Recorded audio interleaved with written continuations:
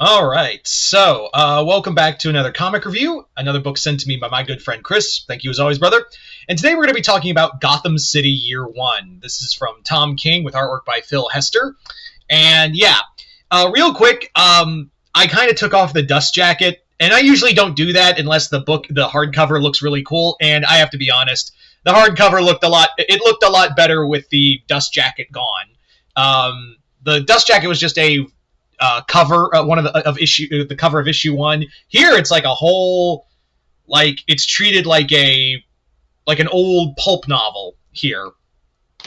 And that's what it is. So for those who don't know what Gotham City Year One about, Gotham City Year One is a 6-issue miniseries that I don't think is Black Label. Like, I don't think it's a Black Label book. I've heard like it was supposed to be, but it is technically it is a miniseries that is kind of like this could be canon or it could just be retconned. Either way, it's one of those kind of stories. That for Gotham City Year One, this basically is the story of Gotham and like the early years of Gotham. In fact, this takes place in 1961 with a DC character known as Sam, aka Slam Bradley. And Slam's dying of cancer, and the whole wraparound of the comic is that Slam is telling Bruce, and he actually calls him Bruce, like it's Batman, and he's telling Bruce about this story of how Gotham went to hell, like how it initially went to hell, and like, you know, it was all like it's my fault, like it's pretty much how Gotham fell from grace in the span of less than a year. And he's basically telling this story. Batman doesn't get involved. You only see him at the first issue and the last issue. And again, it's just Bradley it's like him telling the story to Batman.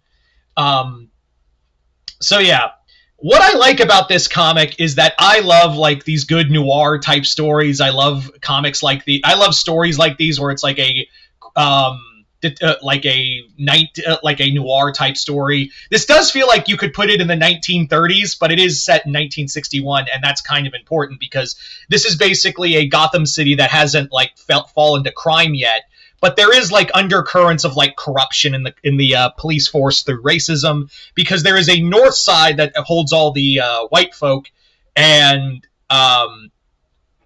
the south side is where the African American population lives, and it is still like, even though Slam says, yeah, in Gotham, we may be a northern state, but like we didn't evolve fast enough with the times, and that's how like Gothamites kind of liked it.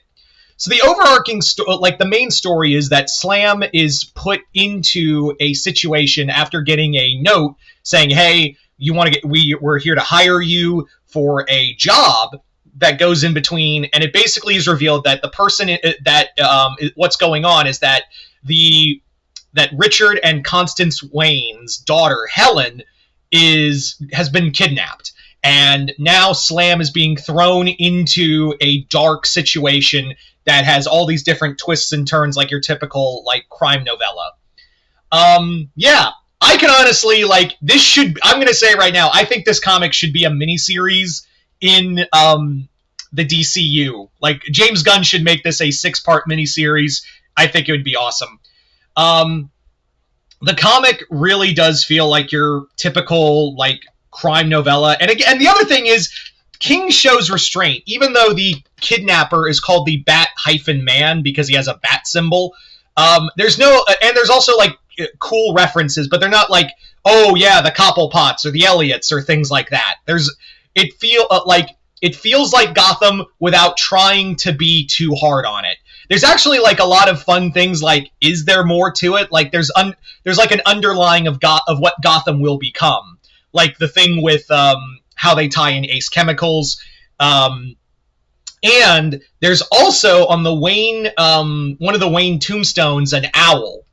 Yeah, we do see owls, but the Court of Owls are not involved at all. It's just kind of like an underlying of there is more to Gotham than even Slam knows, and that's kind of the theme of the comic, is that Slam Bradley has always been like a true Gothamite, but the more he digs into it, the more he's like, I didn't know fucking shit about Gotham until all of this happened. There are so many, like, The other thing is too is that this comic has so many twists and turns. Again, like your typical crime novel, and it really does have this undercurrent of like dread to it.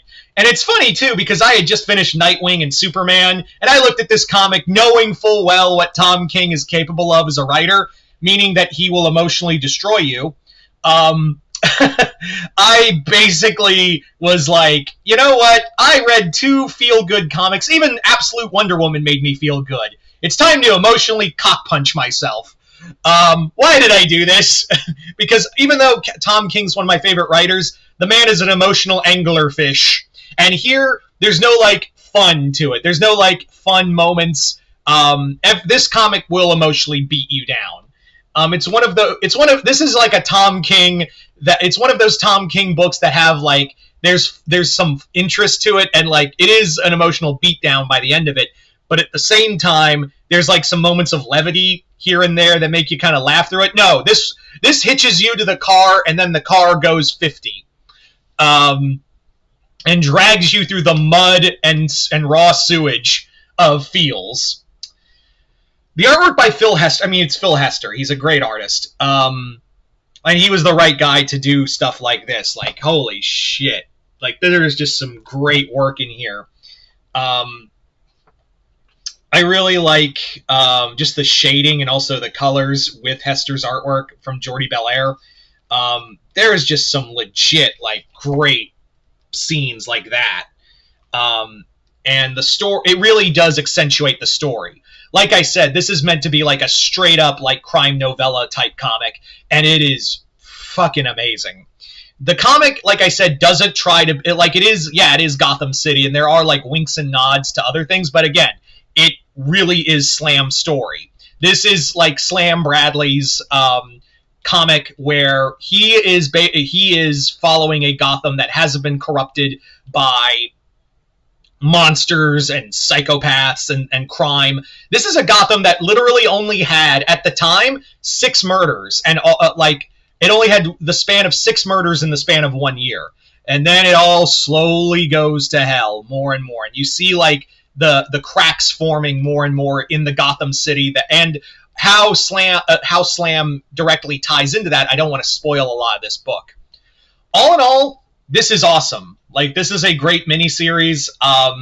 It's a great story that could easily just be like, a book that you can just enjoy, or you can just pretend it's in continuity or not. It's kind of up in the air. All in all, fucking great book. I know Tom King, and I always say this before, is that Tom King is contentious in terms as a writer, but I really love his work. Will I defend everything? No. I do want to read the next volume of his Wonder Woman, because while I did find the Absolute Power tie-ins to Volume 2 of his Wonder Woman kind of, I still want to finish that story, because overall I'm still liking it. So, yeah. And also all the other stuff he's been working on. I think the next Tom King book I will be reviewing is Danger Street, now that I have Volumes 1 and 2, but I'm going to space it out, because, again, Tom King can be a very exhausting writer. So, Chris, thank you once again for sending me this book. And yeah, if you've read Gotham City Year 1, let me know in the comments below what you guys thought of it. Other than that, hope you all enjoyed this. I'm Mr. Multiverse. I'll see you next time in the Multiverse.